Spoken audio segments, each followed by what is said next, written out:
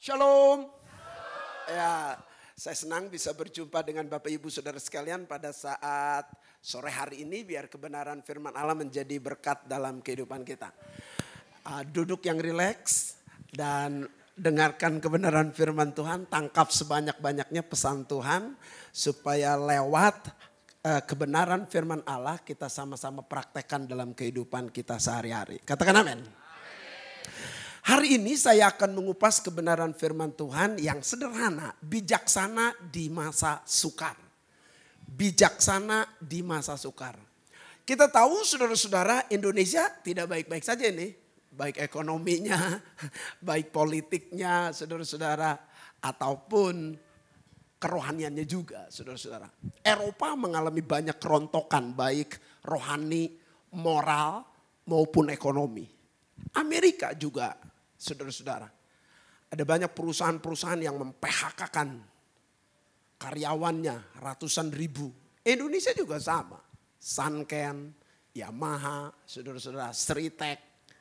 Ya, dan beberapa perusahaan yang tidak terlalu terkenal saudara, sehingga tidak banyak disebutkan, juga ribuan orang dirumahkan. Banyak pengangguran yang ke depan bisa memicu kejahatan dan banyak hal. Tetapi yang kita tahu, sesulit apapun sebetulnya, sesukar apapun sebetulnya, hidup kekristenan kita harus bijaksana. Sebab lewat kebijaksanaan kita bijaksana dalam segala sesuatu, kita bisa hadapi segala sesuatu. Jadi bukan soal besar atau kecil. Masalahnya bukan soal sulit atau mudah. Masalahnya adalah diri kita. Apakah kita bijaksana atau tidak? Itu penting sekali. Ada kisah dalam Alkitab, dalam perumpamaan Yesus Kristus, saudara-saudara, berkenaan dengan anak yang terhilang. Dikisahkan di situ bahwa anak ini sebetulnya papanya kaya. Kurang apa saudara-saudara? Papanya cukup banyak karyawan, punya perusahaan atau banyak sekali orang-orang di bawah dalam pemeliharaan papanya. Tapi anaknya kelaparan, melarat, miskin. Untuk makan makanan babi saja kesulitan. Ini mengapa bisa terjadi seperti itu? Saya menemukan banyak orang kaya sekarang bangkrut betul-betul total. Gak punya apa-apa. Mengapa? Jawabannya sederhana. Tidak bijaksana dalam kehidupan. Saya punya tetangga saudara-saudara. Itu kaya banyak uangnya. Sekarang dia sendiri ngontrak saudara. Gak punya apa-apa. Kenapa? Karena tidak bijaksana dalam kehidupan.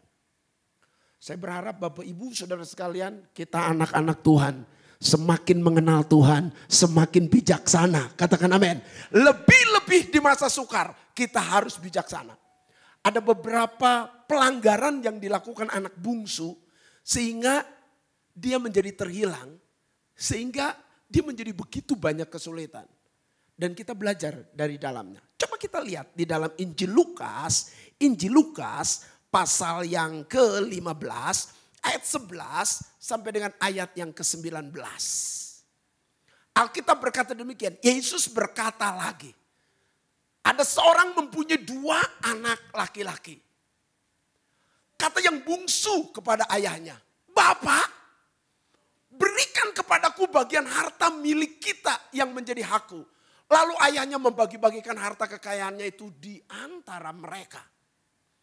Beberapa hari kemudian, anak bungsu itu menjual seluruh bagiannya itu, lalu pergi ke negeri yang jauh. Di sana ia memboroskan harta miliknya itu dengan hidup berfoya-foya. Setelah dihabiskan semuanya, timbullah bencana kelaparan di dalam negeri itu. Dan ia pun mulai melarat. Lalu ia pergi dan bekerja pada seorang majikan di negeri itu. Orang itu menyuruhnya ke ladang untuk menjaga babinya. Lalu ia ingin mengisi perutnya dengan ampas yang menjadi makanan babi itu. Tetapi tidak seorang pun memberikannya kepadanya.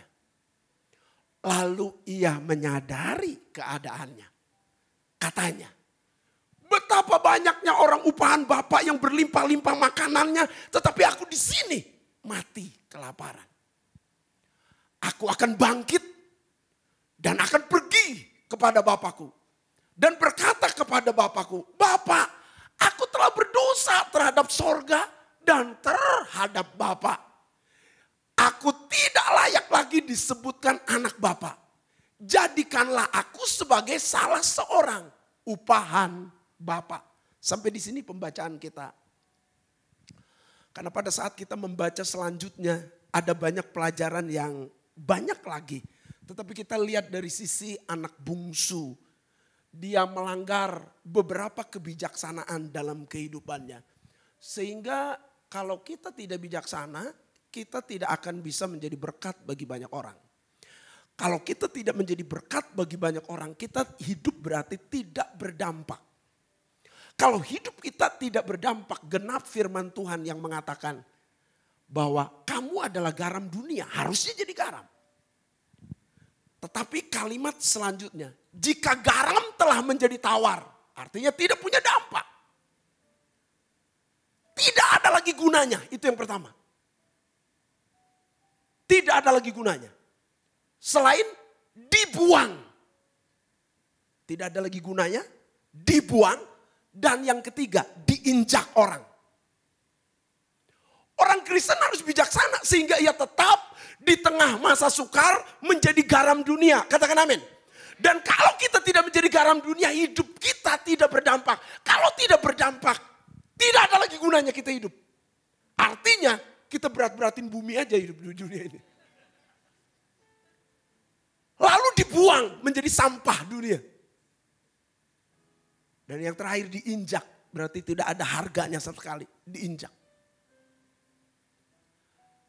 Ini persis gambaran dari anak bungsu ini.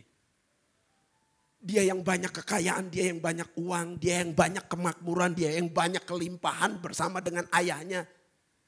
Tapi akhirnya dibuang seperti sampah. Tidak ada lagi gunanya. Dia melarat, miskin, hancur-hancuran. Tidak ada artinya. Dan dia seperti orang yang sedang diinjak orang. Tidak ada arti kehidupannya. Mengapa? Karena tadi hidupnya tidak bijaksana. Apa yang menyebabkan dia menjadi orang seperti ini? Ketidakbijaksanaan apa yang dia langgar? Tampilkan ayat 12. Kata anak yang bungsu ini kepada ayahnya. Bapak, berikan kepadaku bagian harta milik kita yang menjadi hakku. Ini namanya pelanggaran etika ya. Ketidakbijaksanaan etika dalam keluarga. Maaf Bapak Ibu Saudara sekalian. Sebagai orang muda. Tentu si bungsu ini muda yang saya maksud. Harusnya menghargai orang tua. Di mana-mana warisan itu dari berbagai negara diberikan setelah orang meninggal. Itu baru ada warisan yang diberikan hak kepada anak-anak. Ini orang tua masih hidup sudah diminta, mana bagianku, mana hakku. Dia menuntut haknya. Tetapi tidak mengerti kewajiban. Hanya tahu hak tapi tidak mengerti kewajiban. Ada banyak orang yang hanya bisa menuntut haknya tapi tidak mengerti kewajiban. Anak ini tidak membedakan atau tidak bisa membedakan mana hak, mana kewajiban. Anak ini tidak mengembangkan etika yang baik terhadap ayahnya.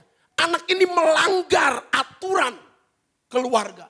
Anak ini tidak punya etiket atau etika yang benar dalam kehidupannya. Tidak menghargai ayahnya. Maaf Bapak Ibu Saudara sekalian. Engkau boleh kaya.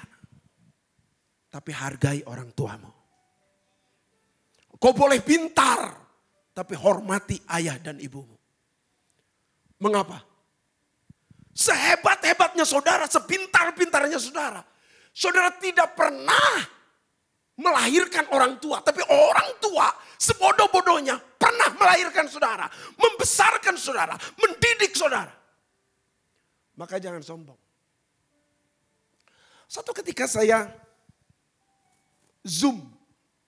ibadah Zoom dengan beberapa pengusaha dari Singapura. Dia berkata begini dalam kesaksian. Setelah ibadah Zoom itu ada beberapa kesaksian dan pertanyaan. Pak Apin, saya dari sejak menjadi pengusaha yang mulai dari nol, saya mulai membangun perusahaan saya. Cuman satu sebetulnya, saya ingin wariskan kepada anak saya. Saya berpikir saya sudah 70 tahun, itu sebabnya saya wariskan perusahaan saya kepada anak saya. Dengan keinginan dan kerinduan perusahaan saya akan lebih berkembang, lebih naik. Tetapi sayang, sekarang hancur, Pak. Saya berkata, kenapa? Ya, setelah anak saya mendapatkan perusahaan itu, saya beri nasihat. Tidak mau dengar. Nasihat Papa udah kuno katanya. Saya berikan cara marketing. Marketing Papa sudah kuno. Sekarang udah marketing modern. Internet. Sudah medsos. Jadi dianggap sepele. Nasihat Papanya. Saran Papanya. Pedoman dari Papanya. Dia tidak dengar sama sekali. Akhirnya perusahaannya rontok. Hancur babak belur. Kita harus punya etika sebagai anak-anak muda. Apa hebatnya papa kita, orang tua kita, atau orang yang senior dari kita. Begini, saudara kita anak-anak muda ini banyak kelebihannya. Pandai, cerdas, pintar, berpengetahuan sangat luas, mengerti medsos, mengerti IT. Tetapi papamu, orang tuamu atau orang yang senior itu lebih punya banyak pengalaman dari saudara. Saudara pintar dalam ilmu pengetahuan tapi kalah dalam pengalaman. Berapa kali orang tuamu pernah ditipu oleh pengusaha-pengusaha lain? Bisnismen lain berapa kali menipu orang tuamu? Engkau harus dengar nasihat itu. Kepintaran saja tidak cukup. Tapi engkau harus mengerti etika menghormati orang tua. Etika menghormati orang senior. Sebab mereka berpengalaman lebih banyak. Berapa kali mereka jatuh bangun.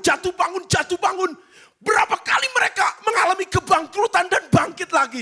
Sedangkan saudara hanya menerima hal yang hebat. Tahu-tahu sudah sukses lagi. Dan tidak pernah mengalami jatuh bangun. Ditipu orang. Dibully, dihina orang. Kita belum punya pengalaman itu. Maka saya berharap. Semua kita yang masih muda. Banyak-banyaklah mendengar nasihat. Banyak-banyaklah mau dituntun. Banyak-banyaklah hati yang lapang dan rendah hati. Hati yang mau dinasehati. Hati yang mau dibimbing. Hati yang mau dituntun. Hati yang mau diarahkan. Itulah keputusan orang bijak. Itulah orang yang beretika yang benar. Sehingga kita lepas di masa sukar. Sayang sekali justru banyak orang tidak mau mendengar nasihat. Kenapa orang tua menasehati yang paling sederhana saja? Nak, kalau pacaran jangan pulang malam. Betul ya, tidak pulang malam, dia pulang pagi. Akhirnya hamil. Sebelum lagu teng teng teng teng teng teng teng teng, dia sudah teng teng dulu anaknya 2. Coba kalau dengar nasihat saja. Itu nasihat paling sederhana sebetulnya. Tapi kebanyakan kita merasa bisa. Kita merasa pintar. Kita merasa cerdas. Kita merasa istimewa. Padahal kita jadi pintar karena mama kita ajarkan kita. Kita jadi cerdas karena papa kita mengajarkan kita. Kita jadi S1, S2, S3 karena ada papa kita membiayai kita. Coba kalau tidak, 3 jam tidak diurus, nangis mati. Mati. Karena Tuhan menciptakan seluruh makhluk ya di dunia ini. Ternyata yang paling lemah itu manusia. Ikan, telur ikan menetas, langsung bisa berenang. Siapa yang ngajarin itu? Langsung berenang. Iya, ayam menetas, langsung bisa lari, langsung bisa patuk-patuk. Makanan. Lihat kambing, sapi, kalau saudara amati, dia langsung berdiri setelah beberapa jam. Langsung makan. Tapi manusia, lahir, kuat, wah. Cari makan sendiri.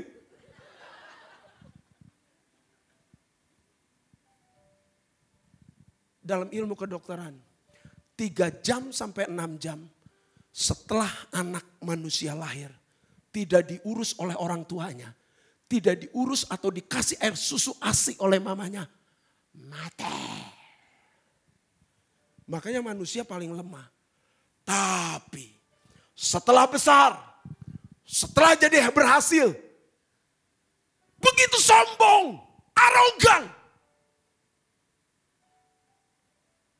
Dan ya, yang lebih parah ingin jadi Tuhan. Orang lain supaya nyembah dia. Makanya Albert Einstein berkata begini. Manusia, ribuan manusia ingin sekali menjadi Tuhan. Padahal tidak seorang pun bisa menciptakan seekor cacing. Tapi ingin jadi Tuhan. Tapi Tuhan yang pencipta segalanya dan segala isi alam semesta, dia ingin jadi manusia. Manusia ingin jadi Tuhan. Tuhan ingin jadi manusia. Menjelma menebus kita. Dan kita maunya yang mana? Maunya yang mana? Kita berlomba-lomba ingin jadi Tuhan. Supaya orang lain menghormati saudara. Padahal saudara dipanggil untuk jadi pelayan. Bukan dilayani, melainkan melayani. Tapi kebanyakan kita ingin dilayani, kita ingin dihormati, kita ingin jadi Tuhan. Kecelakaan yang paling besar. Pada saat kita menjadi orang Kristen yang tidak punya etika yang benar. Ini yang disebut kebijakan pertama. Dia melanggar kebijakan etika. Etika dalam kehidupan, etika dalam keluarga, etika dalam bisnis, etika dalam kehidupan. Dilanggar semua. Makanya kolaps, hancur. Saya berharap Bapak Ibu Saudara sekalian, jadilah orang yang rendah hati, mau diarahkan, dinasehati, dituntun oleh orang-orang yang punya pengalaman istimewa. Sekarang yang kedua, lihat ayat 13. Tampilkan ayat 13 berkata begini. Beberapa hari kemudian, tentu setelah dia dapat harta yang banyak dari ayahnya itu. Anak bungsu itu ngapain? Dia memutuskan untuk menjual seluruh bagiannya. Ya kalau mau menjual setengahnya kayak 25% kayak saudara-saudara. Kalau dijual seandainya setengahnya saudara itu pun dikelola, diusahakan. Ya saudara-saudara ini dijual seluruhnya. Saudara mikir ya, mikir kata Cah Lontong. Jangan sampai kita menjadi orang yang konyol, tidak bijaksana dalam mengambil keputusan. Ini yang dilanggar yang kedua. Kebijaksanaan mengambil keputusan kita harus tahu. Tapi anak bungsu ini, dia tidak bijaksana dalam mengambil keputusan. Dia langgar semua. Etika-etika atau pedoman-pedoman dalam mengambil keputusan dia langgar semua. Dia tidak peduli. Pokoknya ini harta hakku. Aku jual seluruhnya, itu keputusanku. Lalu dia pergi ke negeri yang jauh. Kenapa? Karena dia memutuskan untuk tidak di bawah pengawasan orang tuanya. Dia memutuskan untuk tidak mau dikontrol oleh papanya. Dia memutuskan tidak mau untuk dilihat atau dievaluasi orang tuanya. Ditegur, dinasehati. Dia gak mau terikat oleh orang tuanya. Dia pergi ke negeri yang jauh. Berikutnya dia memutuskan untuk memboroskan hartanya. Berikutnya, dia memutuskan untuk berteman dengan orang yang suka foya-foya. Semua berbicara apa? Keputusan, keputusan, keputusan, keputusan, keputusan, keputusan, dan keputusan. Tahukah saudara setiap hari kita lebih dari 500 keputusan yang kita ambil setiap hari. Sadar atau tidak sadar, saya tidak tahu. Tapi ratusan keputusan yang harus kita ambil setiap hari. Pagi kita sudah memutuskan bangun tidur, baca Alkitab dulu atau ke toilet dulu. Berdoa dulu atau sarapan dulu. Kita memutuskan ke kantor pun naik Transjakarta atau naik ojek. Kita memutuskan untuk bawa payung karena musim hujan atau tidak. Kalau saudara jumlah-jumlah, selama saudara bangun pagi sampai tidur malam, itu ratusan keputusan yang saudara putuskan. Termasuk mau tidur jam 10, jam 9, jam 1 atau jam 3 pagi. Saudara mau nonton TikTok dulu, YouTube dulu, atau saudara baca Alkitab dulu. Saudara memutuskan hari ini mau puasa atau tidak, menyembah Tuhan atau tidak, main musik atau tidak, baca Alkitab atau tidak. Itu keputusan-keputusan tiap hari.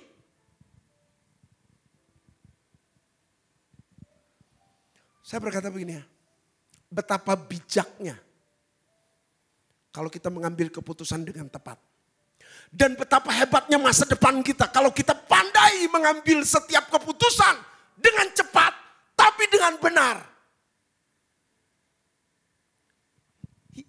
Yang sudah jelas benar aja, kita belum tentu lakukan. Baca Alkitab benar gak? Lakukan gak? Menyembah Tuhan, memuji Tuhan, 1 jam berdoa, bagus gak? Lakukan gak? Ini yang sudah tahu benar aja belum tentu dilakukan. Apalagi yang masih samar-samar. Gelap gulita, tohu wabohu. Itu sulit sekali. Tetapi saya dengan kecepatan 120 km per jam, saya memberitahu 7 pedoman dalam mengambil keputusan. Yang pertama, saudara ambil keputusan harus sesuai dengan Alkitab. Tidak boleh keputusan saudara bertentangan dengan firman Allah. Keputusan saudara harus sejalan dengan firman Allah. Katakan amin.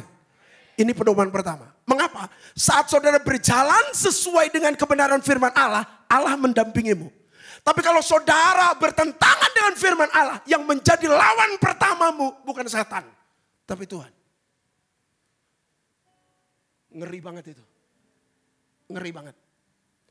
Saudara jangan lawan Tuhan lah. Wong Abri aja dilawan, ya wes dibom. Abri jangan dilawan loh, dibom loh. Lu punya senjata apa? Abri itu punya bom. Kaliber 44. Punya kaliber berapa lagi? Nah Tuhan kan lebih dari Abri. Kita lawan lagi.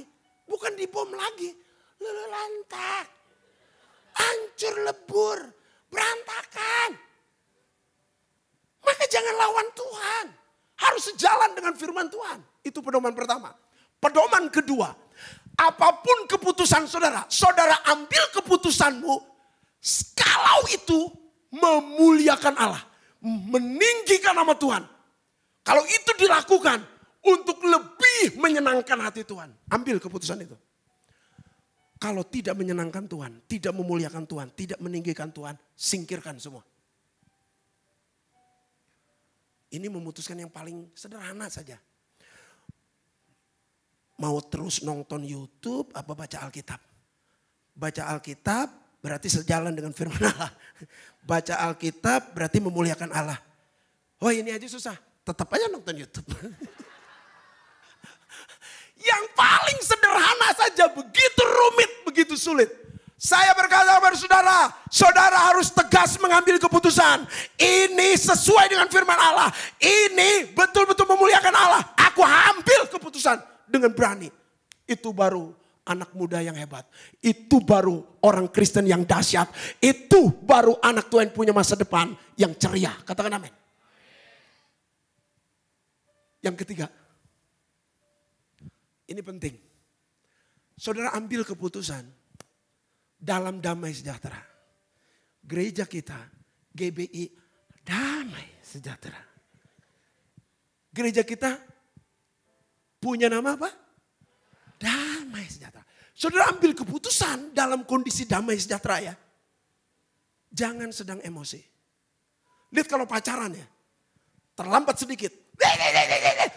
Kita putus saja, kita putus saja. Lihat mengambil keputusan dengan cara emosi. Ada yang benar gak? Gak ada. Ingat kalimat ini. Tidak ada keputusan yang baik atau yang memuliakan Allah dalam kondisi emosional. Gak ada. Maka kalau saudara mau mengambil keputusan dalam kondisi emosi, saudara redam dulu. Narik napas dulu 10 kali. Kalau masih emosi jangan ambil keputusan. Tetap. Sebab tidak ada keputusan yang baik kalau saudara sedang emosional. Ceraiin aja. Ya betul diceraiin. Biar mampus dah lu, biar mati lu. Bener, suaminya ditabrak mobil, mati di tempat. Kan bahaya sekali. Lebih baik jaga bibir saudara. Anak bungsu ini tidak jaga bibirnya. Tapi dia tidak jaga keputusan-keputusannya. Soal hartanya, soal uangnya, dia tidak mengambil keputusan dengan tepat. Tidak benar. Jangan emosional ya. Tapi semua harus punya emosi. Jangan sampai dia apa-apain diem. Jadi apa-apain diem aja. Itu patung pancoran. Saudara kan bukan patung pancoran, saya tahu. Saudara manusia yang normal, bisa emosi. Tapi jangan mengambil keputusan dalam kondisi emosi. Harus dalam damai sejahtera. Sesuai dengan nama GBI, saudara. Damai sejahtera. Yang keempat, ambil keputusan saudara-saudara sesuai dengan hati yang diterangi oleh Roh Kudus. Hati nurani saudara harus diterangi oleh Roh Kudus. Kok kenapa ya Pak Apin pakai hati nurani yang diterangi oleh Roh Kudus? Bukankah Allah banyak bersuara atau berbicara? Ya, Tuhan bisa berbicara secara audible tapi jarang. Tuhan berbicara kepada Musa audible, Tuhan berbicara kepada Yeremia audible, Tuhan berbicara pada orang-orang tertentu, bahkan Tuhan Yesus dibaptis terdengar audible suaranya secara langsung. Tapi Allah juga bisa berbicara kepada manusia lewat nabi-nabinya.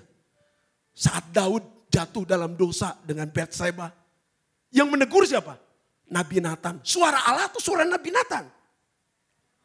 Suara Allah melalui Nabi Nathan. Artinya Tuhan berbicara lewat hamba-hamba Tuhan.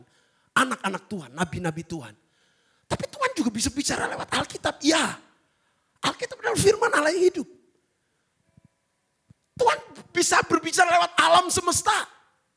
Lewat bencana. Iya bisa, Allah berbicara lewat bencana. Tapi 80% lebih Allah berbicara lewat hati nurani. Saudara yakin bahwa Allah kita adalah Allah yang hidup? Kalau dia Allah yang hidup, dia selalu menyapa saudara setiap hari? Ya, pagi-pagi dia sudah menyapa saudara. Nak, bangun. Jangan malas terus, nak. Bangun, nak. Buka matamu itu, nak. Tapi saya masih ngantuk, Tuhan. Buka, nak. Bangun. Baca Alkitab, berlutut. Roh Tuhan berbicara lewat hati nurani, sangat tajam sekali. Allah berbicara begitu kontinu, terus menerus. Dengar. Untuk apa Pak Apin dengar? Supaya keputusan-keputusanmu tidak salah. Karena memang kau peka terhadap suara Roh Kudus lewat hati nurani saudara. Itu pedoman yang keempat. Pedoman yang kelima. Dengar nasihat bijak. Itu pedoman yang kelima. Orang bijak bisa ayahmu, papamu, mamamu, itu orang bijak. Sebodoh-bodohnya mereka atau pendidikan mereka lebih rendah dari saudara. Mereka orang yang punya banyak pengalaman, punya banyak nasihat, punya banyak keistimewaan, punya banyak kebijaksanaan. Dengar. Pendetamu itu orang bijaksana. Dengar. Kawanmu yang rohaninya lebih baik, lebih senior, atau lebih tajam mendengar suara, dengar. Seperti Daud mendengar Nathan yang tidak terlalu beda usia. Tapi orang bijak mungkin bisa dosenmu. Tapi tidak semua dosen, saudara juga harus lihat bijak atau tidak dia. Saudara bisa lihat mungkin orang-orang sekelilingmu. Bukan hanya sekedar tua. Udah rambutnya putih, jenggotnya panjang, keriputnya banyak. Oh itulah orang bijak. Belum tentu. Saudara-saudara. Belum tentu. Karena beberapa orang di daerah Jawa Barat, saudara-saudara, itu 71 tahun bunuh istrinya. Artinya tidak bijak. 71 tahun bunuh istrinya yang 68 tahun. Tidak dibunuh pun mati sendiri kok. Enggak bijak dia. Salah dia mengambil keputusan.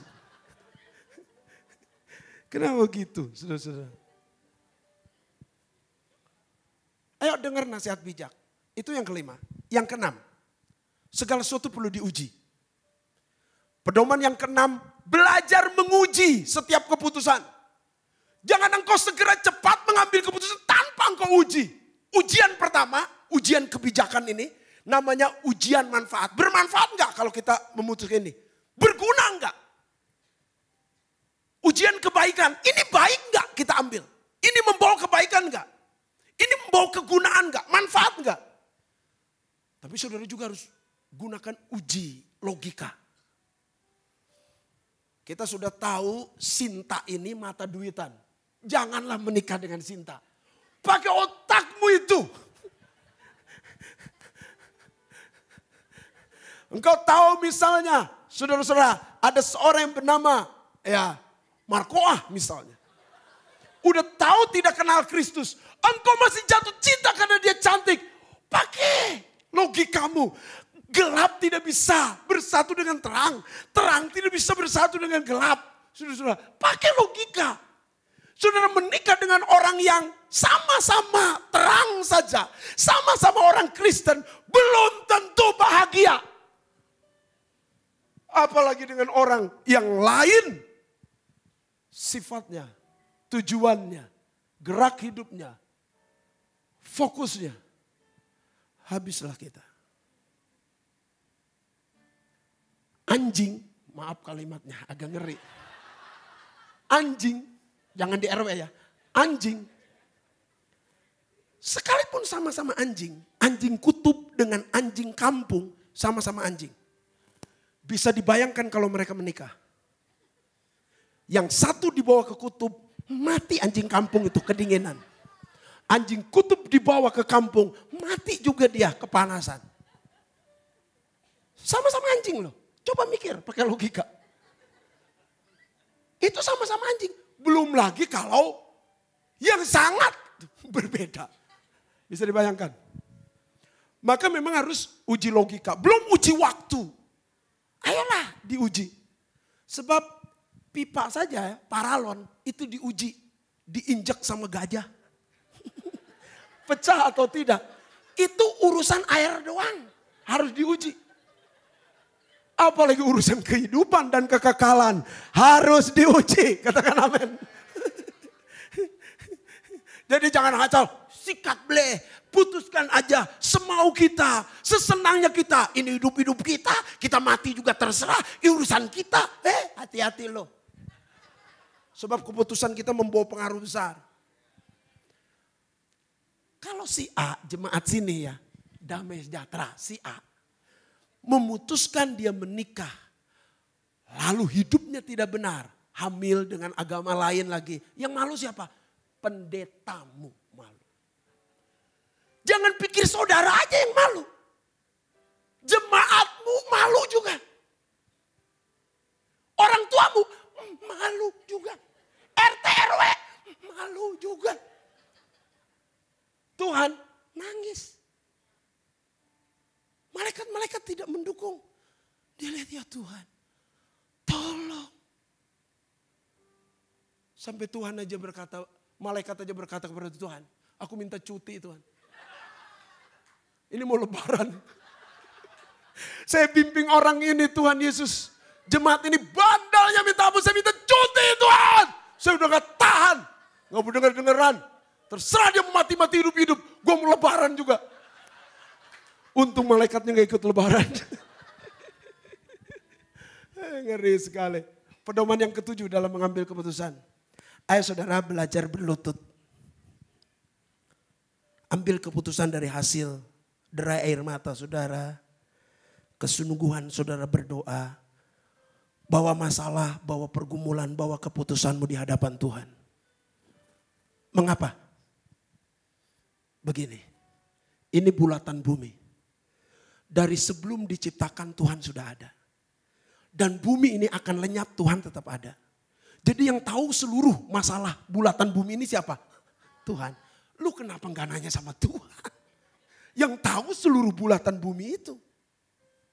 Kenapa kita merasa bisa? Merasa mampu sendiri? No. Orang Kristen yang bijak dalam setiap mengambil keputusan apapun. Dia berdoa, dia bertanya kepada Tuhan. Sudah hafal ya? 7 pedoman itu hafal ya? Pak Apin kenapa bisa hafal? Saya praktekkan dari sejak kelas 2 SMP. Saudara ini. Jadi ya kita harus praktekkan dalam kehidupan kita. Pedoman untuk mengambil keputusan yang tepat. Harus bijaksana mengambil keputusan. Kebijaksanaan yang ketiga yang dilanggar oleh anak bungsu ini. Tampilkan ayat 13 tadi. Waduh sangat tidak bijaksana dalam penggunaan uang dia. Pertama, dia jual seluruhnya. Itu enggak mikir betul-betulnya. Dalam penggunaan uang maaf ya. Saudara mungkin kaya. Ya ada yang kaya banget, ada yang enggak kaya, ada yang benar-benar enggak kaya. Seandainya saudara kaya, ingat 3 rumusan di tangan kanan ini saat engkau berkelimpahan. Yang pertama, sebanyak-banyaknya uang yang ada di tangan saudara tidak pernah saudara akan puas. Yang kedua, sebanyak-banyaknya uang yang ada di tanganmu itu tidak pernah akan cukup. Yang ketiga, sebanyak-banyaknya uang yang ada padamu akan habis bila tidak bijaksana mengelolanya. Itu sebabnya saat engkau berlimpah-limpah di tangan kanan ini, jangan sombong. Jangan. Pokoknya begitu. Sekarang pedoman yang kedua di tangan kiri saya. Ini pedoman kemiskinan. Kesusahan, batu ujian, kesengsaraan. Ada 10 ujian kepemimpinan. Salah satu ujian kepemimpinan itu ujian keuangan. Tidak pernah ada seorang pemimpin hebat tanpa diuji keuangan. Kalau saudara belum lulus ujian keuangan diuji lagi. Kalau nggak lulus F melulu diuji lagi. Sampai saudara mati nggak lulus. Jangan sampai begitu. Segeralah lulus ujian keuangan. Saat engkau begitu miskin. Engkau banyak kekurangan. Sesulit-sulitnya engkau dalam keuangan. Tetaplah engkau menabung. Investasi. Kenapa? Karena masa sukar kita tidak tahu. Lihat ayat ini. Ayat selanjutnya berkata dia melarat miskin. Ada bencana kelaparan. Kita nggak tahu kapan. Tapi kita harus tetap investasi. Tetap menabung. Menabung bukan untuk jadi kaya. Salah itu. Menabung bukan untuk jadi kaya. Apalagi saudara gajinya cuma di bawah UMR. Menabung cuma 100 ribu, 200 ribu, 300 ribu. Kapan kayanya? Kaya monyet iya. Kapan kayanya? Bukan. Menabung itu, investasi itu bukan supaya saudara kaya. Sedang membangun mentalmu. Mental apa? Yang pertama sedang membangun mentalmu untuk tidak diatur uang. Tapi saudara yang atur uang. Bukan diatur uang. Harus membangun mentalmu. Engkau punya mental ketekunan. Engkau tekun. Engkau sedang dibangun mentalmu. Supaya apa? Mempersiapkan hari esok. Jangan pikirkan hari ini saja. Kebanyakan orang dapat uang hari ini, habis hari ini. Kesusahan hari esok, cukuplah untuk hari esok. Hari ini untuk hari ini. Pas datang kesusahan bener-bener dia makan makanan babi. Ini kan udah gak bener nih, saudara-saudara. Ya. Jadi saudara menabung itu sedang melatih diri. Untuk saudara jadi orang Kristen yang tidak terikat uang, jadi lebih dewasa, lebih konsisten, lebih tekun. Saudara mentalnya jadi baik.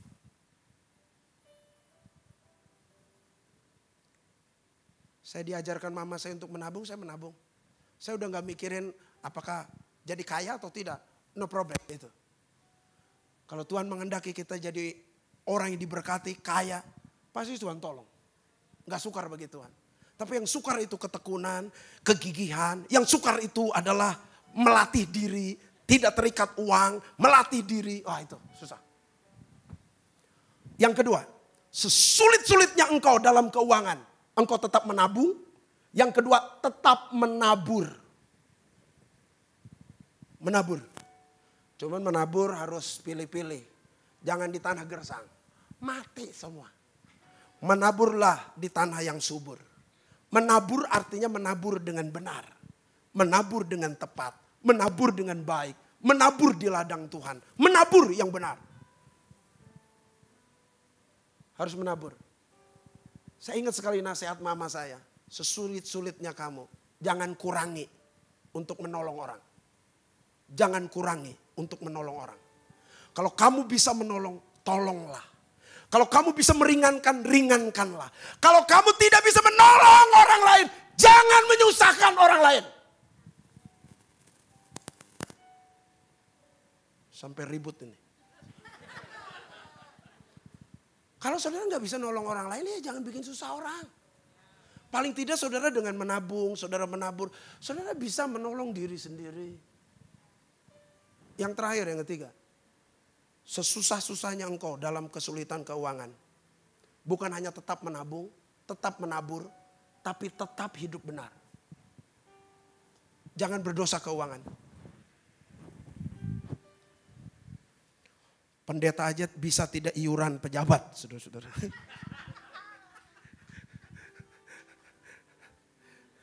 Anak Tuhan bisa tidak bayar, tidak kasih persepuluhan dan sebagainya. Sedang apa kita? Sedang melakukan dosa keuangan. Ya kalau pakai sedikit uang mama nggak apa-apalah. Nggak usah dikasih tahu juga, ya dia juga mama kita. Hati-hati dengan sikap seperti itu. Suami saya nggak tahu ini. Ini uang SPP anak dipakai beli tas aja lah, nggak apa-apa. Anak dijemur, bodoh amat. Yang penting punya tas branded. Wah ini gila nih, saudara-saudara. Bahaya sekali orang-orang seperti ini. Dia harus tidak berdosa soal keuangan. Saudara harus bijaksana di dalam berkeluarga, tapi bijaksana dalam mengambil keputusan. Saudara juga harus bijaksana dalam keuangan. Ayo kelola, jangan boros. Maaf nih kalimat ini saya utarakan ya. Bagi yang kaya nih ya, yang miskin jangan kesinggung. Saudara, engkau kaya, jangan boros. Pergunakan uang dengan bijak, kayak engkau orang-orang kaya. Maksud saya apa? Coba, apalagi yang miskin maksud saya. Yang kaya ya jangan. Yang kaya ya jangan boros. Apalagi nggak punya duit. Ayolah bijaksanalah saudara-saudara penggunaan uang.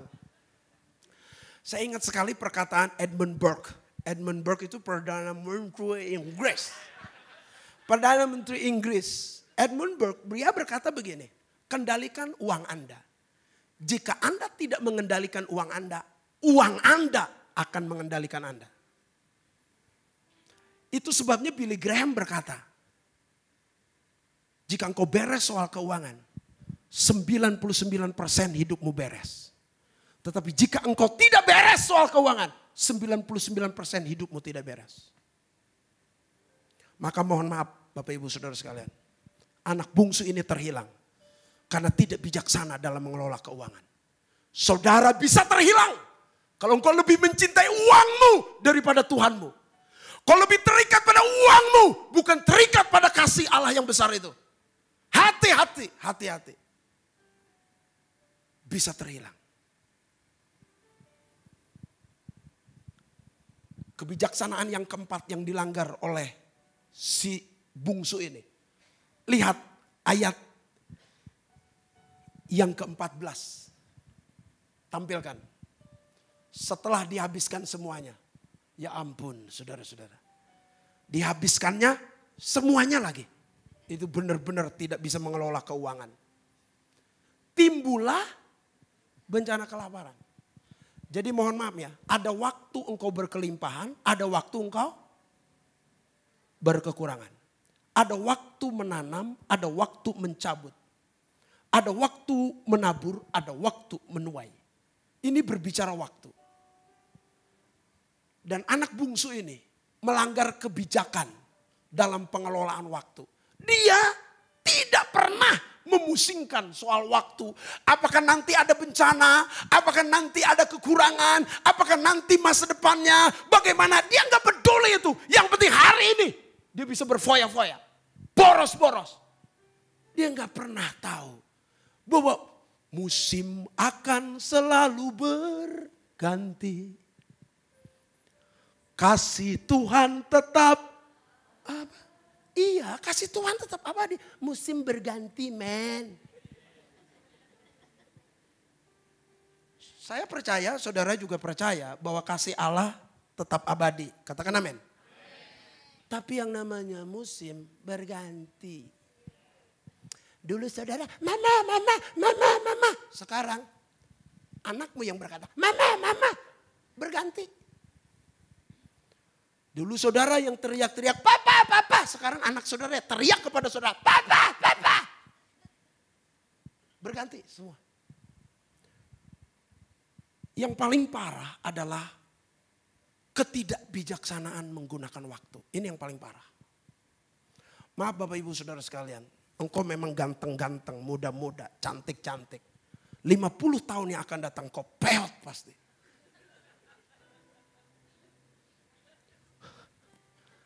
Kata Ebed G. Adema, keriput di keningmu, di wajahmu itu akan kelihatan. Udah pasti. Garis kehidupan banyak sekali di jidat. Mikir melulu sampai rambut rontok. Tapi saya memberitahu. Hidup ini singkat, cepat, pendek.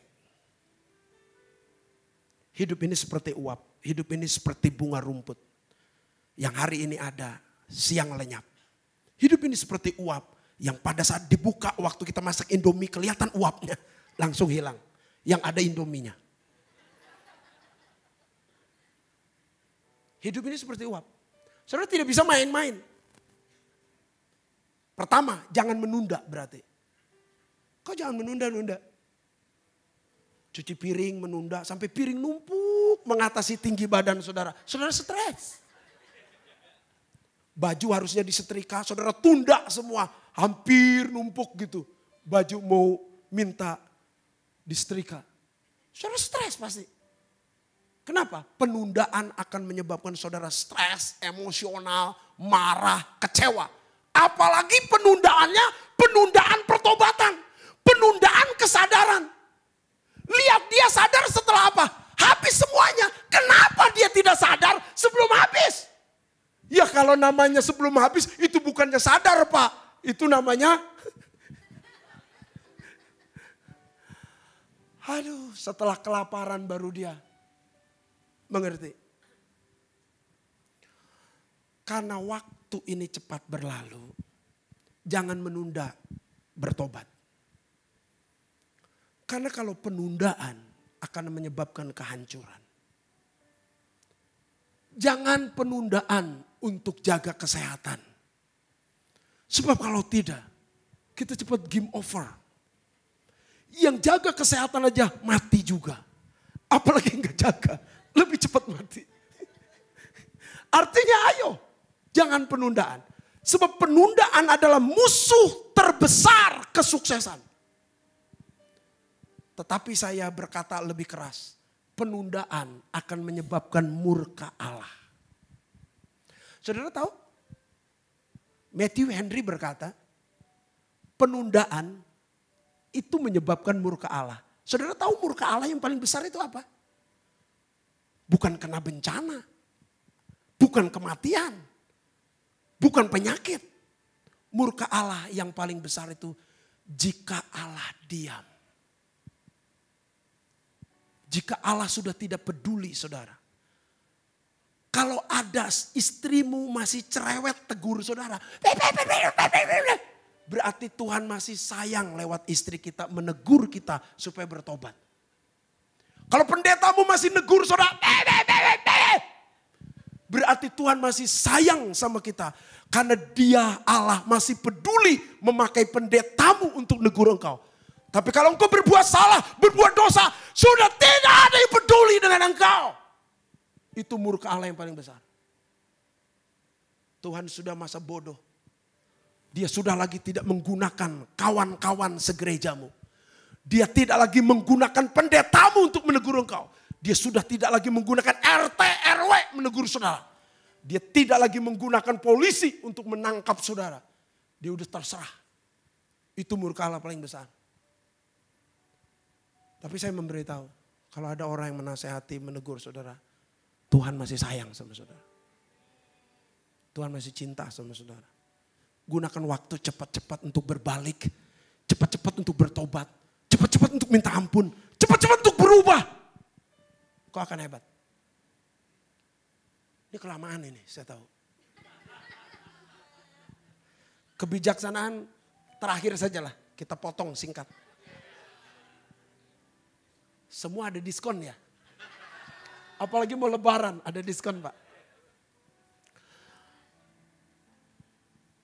Coba tampilkan ayat ke-15. Saya sedih sekali ini ayat ini. Lalu ia pergi. Garis bawah kata ia, berarti sendiri dia. Temannya tadi kemana? Tinggalkan. Dan bekerja pada seorang majikan di negeri itu. Baru mulai sadar kerja. Kemarin ngapain? Enggak sadar kerja. Orang itu menyuruhnya kemana? Ke ladang untuk jaga babi. Kenapa tidak jadi manajer? Administrator, kasir, IT. Dia enggak punya keahlian itu. Dia cuma bisa apa? Jaga babi. Karena jaga babi enggak perlu keterampilan apa-apa. Cuma begini aja. Lihat ayat 16. Lalu ia ingin mengisi perutnya dengan ampas. Yang menjadi makanan babi itu tetapi tidak seorang pun. Garis bawahi, tidak ada seorang pun. Kemana orang-orang itu yang banyak itu tadi? Tidak ada seorang pun yang memberi kepadanya. Dia melarat, hancur. Makan makanan babi aja sulit. Mau kerja nggak bisa. Dia sadar kerja setelah hancur semuanya.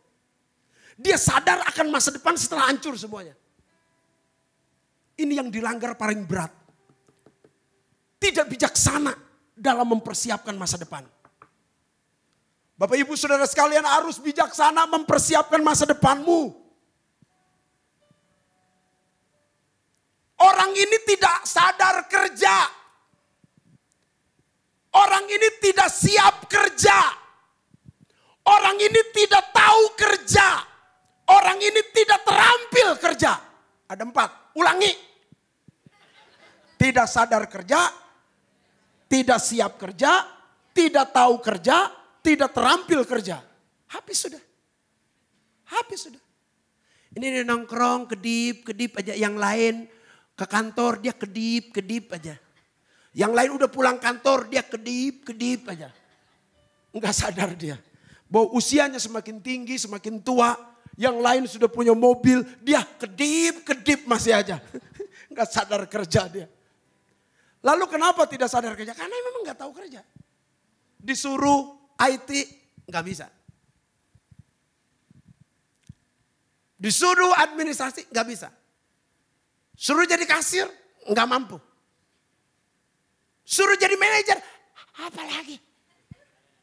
Enggak bisa, dia enggak siap kerja. Siapa dari antara saudara yang siap kerja? Ya harus dipersiapkan. Kalau enggak, ya enggak bisa kerja. Anak bungsu ini tidak siap kerja. Ini kalau di gereja kurang lebih begini. Ada pengerja masuk. Pendetanya berkata, kamu mau melayani? Mau Pak Pendeta. Kamu bisa WL? Suaranya bagus? Aduh suara saya fals Pak. Gak bisa. Apa kamu bisa main musik? Aduh saya tidak bisa main musik apapun. Kecuali bersiul. Gak bisa Pak. Apakah kamu bisa jadi aser? Aduh Pak saya malu gigi saya ompong. Senyumnya gak enak Pak. Apakah kamu bisa bantu melayani kolektan? Aduh Pak saya malu, masa saya minta-minta Pak nodongin orang. Saya gak mau Pak. Apakah kamu bisa nyapu? Oh nyapu enggak. Ngepel. Aduh siapa saya Pak, masa saya ngepel begitu. Langsung pendeta bilang, jadi lu mau apa kesini? Kata pendetanya, mau apa kamu kesini? Mau ngajakin berantem? Kok gak punya keterampilan apa-apa? Gak siap apa-apa? Najis tralala yang begini. Generasi apaan? Dan dia memang tidak tahu kerja. Dia tidak punya keterampilan. Maaf Bapak Ibu, saudara sekalian. Kami punya saudara 11, maka disebut kesebelasan. Gembala Bapak Ibu anak ke-9, saya anak ke-9. Tapi di bawah saya ada 2 lagi, adik saya. 11 anak. Tapi hebatnya mama saya, semua anaknya dilatih keterampilan. Cici-cici saya itu punya salon. Ngelihat cici saya salon, saya bisa cukur rambut. Bisa. Mama saya punya mesin jahit 4. Semua anaknya bisa mesin jahit, ngejahit pakaian, jahit baju begitu, celana. Laki-laki ikut juga jahit celana. Saya bisa jahit saudara-saudara. Koko saya itu pinter jahit. Tapi dia mengembangkannya bukan hanya jahit baju, jahit tas atau celana. Tapi dia jahit sepatu. Maka waktu berlomba untuk desain sepatu. Orang lain bentuknya 3D atau lewat komputer. Kalau kakak saya langsung bawa sepatunya.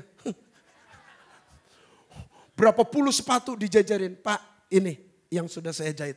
Saya desain sendiri. Itu orang Korea geleng-geleng kepala. Gile, kita gak usah cari yang S2, S1 gak usah.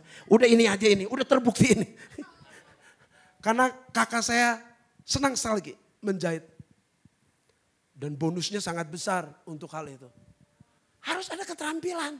Jangan sampai masak air aja angus. Saya punya pengerja saudara 2 kali masak air angus. Sampai pancinya bolong. Dan supaya tidak ketahuan saya dibuang ke tong sampah tetangga. Tetangga teriak-teriak. Ini panci siapa? Baru ketahuan. Panci kami hilang 2. Bolong. Kenapa? Masak air tapi dia main bulu tangkis. Saudara. Angus. Udah gelap gulita menutupi Samudra Raya. Dapur dengan asap hitam itu. Mengerikan. Kenapa? Gak siap kerja. Gak punya keterampilan. Tapi saudara tahu gak?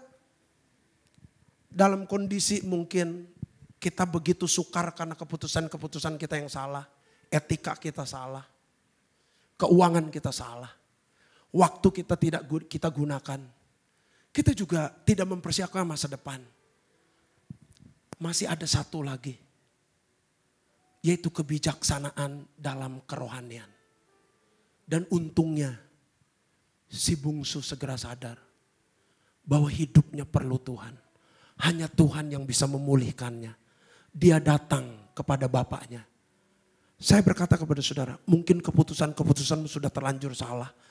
Pengelolaan keuanganmu sudah terlanjur salah. Engkau sudah memilih teman dan tidak mempersiapkan masa depan yang baik. Mungkin terlanjur salah engkau menggunakan waktu. Tapi masih ada satu harapanmu. Masih ada Tuhan yang bisa memulihkan hidupmu. Dan dia ada di sini. Kita datang kepada dia. Bapa, sentuh hatiku, ubah hidupku menjadi yang baru, bagai emas yang murni. Kau membentuk bejana hatiku. Bapa, ajarku mengerti sebuah kasih yang selalu memberi, bagai air mengalir yang tiada pernah berhenti. Mari serukan, Bapa, sentuh hati kami. Bapa, sentuh hatiku, ubah hidupku menjadi yang baru, bagai emas yang murni. Kau membentuk bejana hatiku. Bapa, ajarku mengerti sebuah kasih yang selalu memberi, bagai air mengalir yang tiada pernah bagai air mengalir, bagai air mengalir yang tiada pernah bagai air mengalir, bagai air mengalir yang tiada pernah beri sorak-sorak bagi Allah kita.